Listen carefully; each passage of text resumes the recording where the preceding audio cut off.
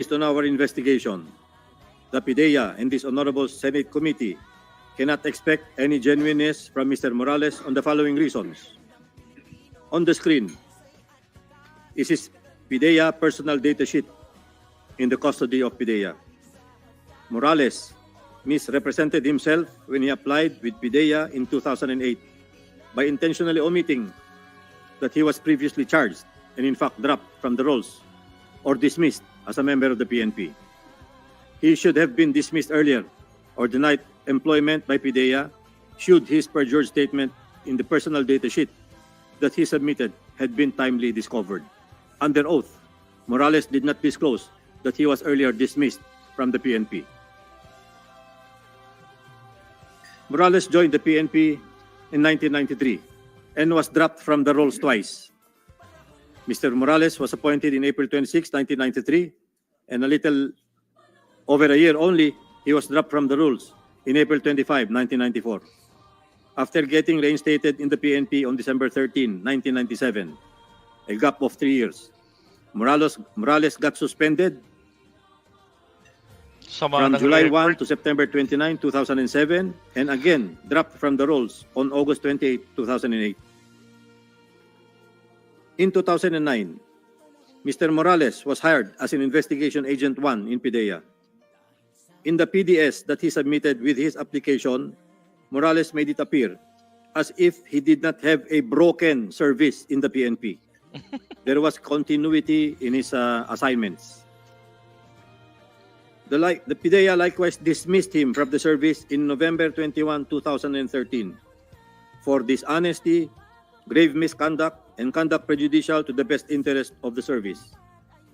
Attendant accessory penalties of cancellation of eligibility, forfeiture of retirement benefits, disqualification from employment in the government service, and bar from taking civil service examinations. Morales appealed this decision before the Civil Service Commission, the Court of Appeals, and the Supreme Court, but all appeals were dismissed. Apart from administrative cases, criminal cases were also filed against Morales for robbery extortion before RTC of Quezon City, Branch 76, but the case was dismissed on July 24, 2014. He was charged by Mark C. Tan and Judy Tan in the amount of 8 million pesos. Violation Section 91 and 92, Article 11 of RA 9165. Failure to testify and bungling. This is before RTC Branch 79 in Quezon City, but Morales was acquitted on November 30, 2023. Violation of Section 92, Article 11 of RA 9165, bungling before the Office of the City Prosecutor, San Fernando City in Pampanga, but was dismissed on February 3, 2016. Violation of Article 180 of the Revised Penal Code, false testimony with criminal case number before the Municipal Trial Court in cities in San Fernando, Pampanga, Branch 4, which is still pending. This statement is not meant to preempt the noble purpose of this inquiry, but simply to aid the Honorable Senate Committee in discerning the intent behind the allegations of Mr. Morales. Last April 16, 2024, I sent a letter to the Honorable Chairman of this committee stating therein that all the allegations of Mr. Morales in his letter are fabricated and have no basis. We submit to the Honorable Committee in the interest of upholding the truth.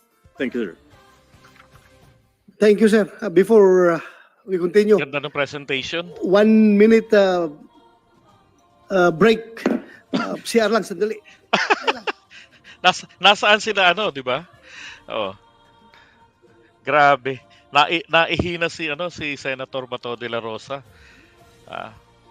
Senator Bongo, bakit nagbababad? 'Di ba? Nagbababad si Bongo ron sa may kabilang hearing Meron siyang isang hearing na pinuntahan. Kanina nasilip ko. So, eto maliwanag na pinakita na po rito yung credibility, status ng kanilang state witness na si Morales. Yan. Sa totoo lang, ako talaga hindi ko akalain na yan yung gagamitin nila na tao.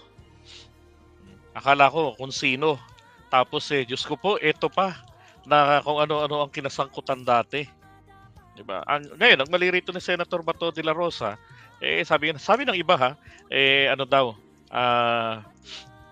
tawag diyan, pinatulan itong racket na to, no, yung diskarte na to. Well, naalala niyo yung kay Erap, kahit na walang kalatoy-latoy, sabi ko nga noong campaign period, alam na ng taong bayan si Erap, babaero, si Erap, Lasengo, Sugarol, lahat ng bisyo na sa kanya, drugs lang ang hindi. Ano ibinato kay Erap? Hindi siya binato tungkol sa droga. Ibinato kay Erap ay weteng. Alam naman na namin yun alam na ng taong bayan. Sugarol sa Erap. Kasino lang ang weteng, di ba? Hindi nga nila masabing weteng lord siya. Tumatanggap daw ng payola ng weteng lord. Tapos ang naging bayani po noon si Chavit Singson. Di ba? So, kahit po ganyan, na wasak-wasak ang credibility nito ni Morales, at yan na nga, siguro sa loob nito ni Bato, tutang ina. Pagka ganito yung ating witness dito, patay tayo sa taong bayan nito. Hindi na ako nito iboboto. Dahil sabihin, ang aking witness, walang credibility. Ay, nako. Siya lang. Hintayin natin. Na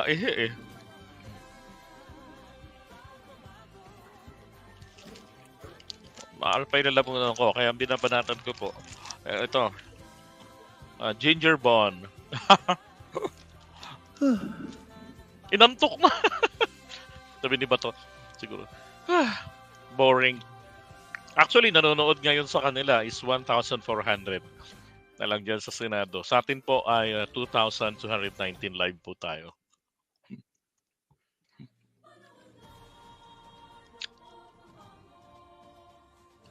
Alam ko yung kay Kibuloy Hindi pa ito tapos.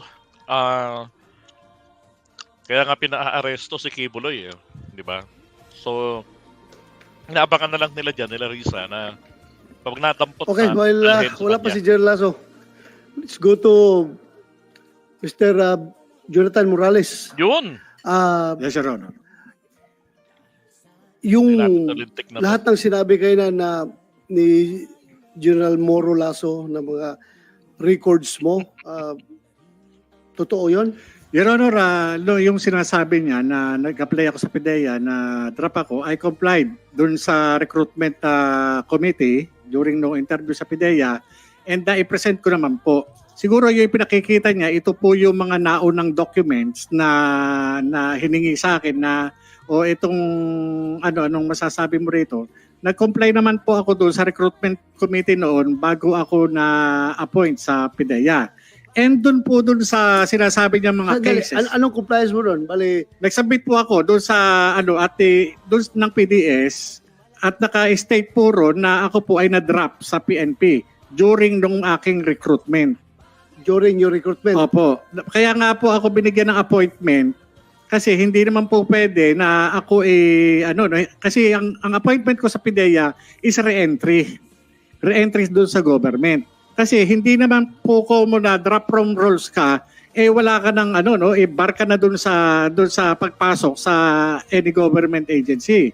Drop pa lang po 'yun, hindi po yung Kaya nung time na 'yon, nung tinanggap po ako sa PIDEA at binerify naman po ito ng PIDEA, yun po yun. Kasi nag-comply po ako doon sa recruitment process Ngayon po, yung sinasabi ni Director General Lasso na yung mga cases filed against us hindi lang po ako kasi yung extortion doon sa kaso ni Mark Tan yung umamin sa ombudsman ng NBI at nagkaroon kami ng criminal case sa Quezon City, ito po na-exonerate kami doon sa for the record, Your Honor, exonerated po kami doon sa ombudsman at doon sa Quezon City RTC, panalo po kami. And yung pinaila naman ng PIDEA na sinasabing violation ng Section 91 and 92, ito po ay acquitted po ako nitong November 30. Kaya nandito po, kasama natin dito sa sa bulwagang ito, yung complainant, si Attorney Del Valle. At siya yung nag-present doon sa ni-represent po niya yung PIDEA. At hindi po nila napatunayan na ako ay nagbangling at nagpabaya sa kaso. Dahil nung madismiss ako, nung matanggal ako sa IIS, na nilipat kami sa PIDEA NCR, inalisan po kami ng karapatan na makabalik doon sa sa IIS. Yung mga dokumento hindi na nga po ako nagkaroon ng access. Hanggang sa ma-dismiss po ako, nawalan po ako ng access doon sa mga dokumento, lalo na doon sa mga cases na inaatinan ko. Kaya ang ginawa ng PIDEA bilang panghaharas sa akin, kinasuhan nila ako ng mga gawa-gawang kaso para masira po yung aking credibility. Yan po ang sa akin for the record, Your Honor, yung mga mga ibinato nilang kaso sa akin, talagang inaatinan ko po. Talagang sinisikap ko po talaga na patunayan na ako ay inosente.